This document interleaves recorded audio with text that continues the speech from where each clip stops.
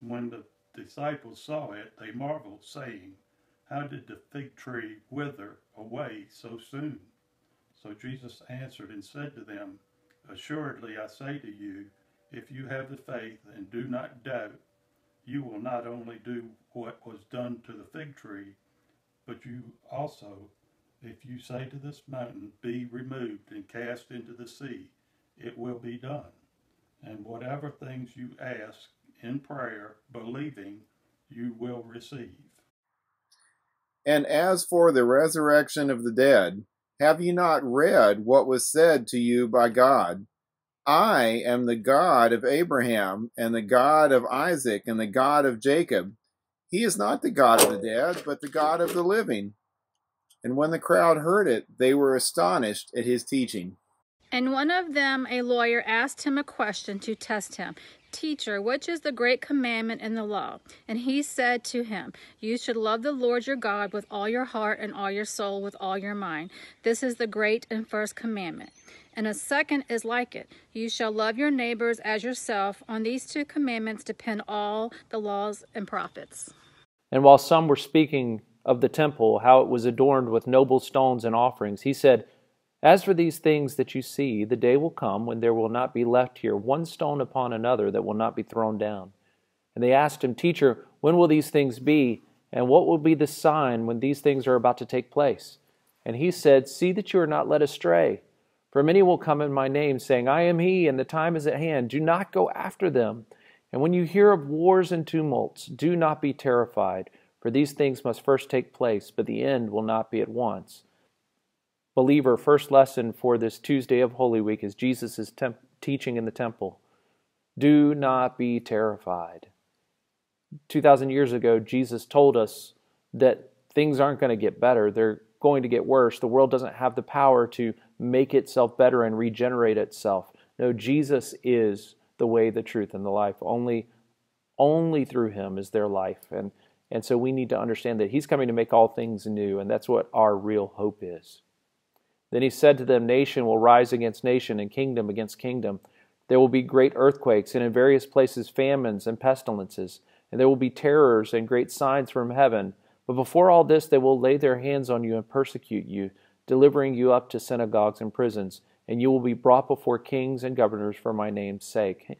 Would you just stop today and pray for those who are persecuted around the world? In fact, for some believers around the world right now, this is the easiest time they've had, because right now they aren't being persecuted because people can't leave their houses.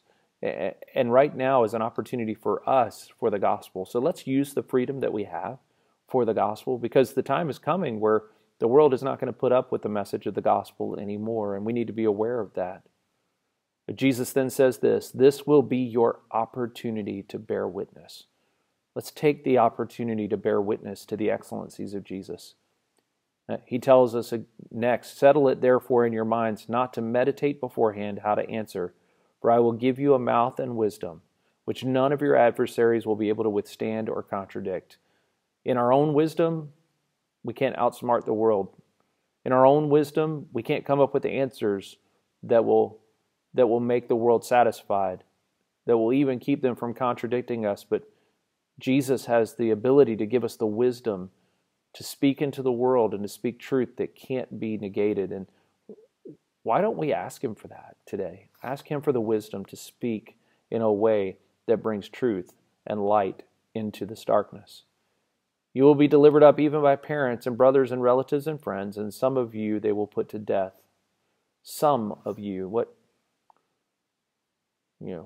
a life there for these disciples hearing this, of not knowing, is it going to be you? Is it going to be me? Is it going to be you? Is it going to be me? Uncertainty is a hard master for us, and yet we live in a world of uncertainty. But Jesus gives us a lot of certainty here, and the certainty is things will be hard.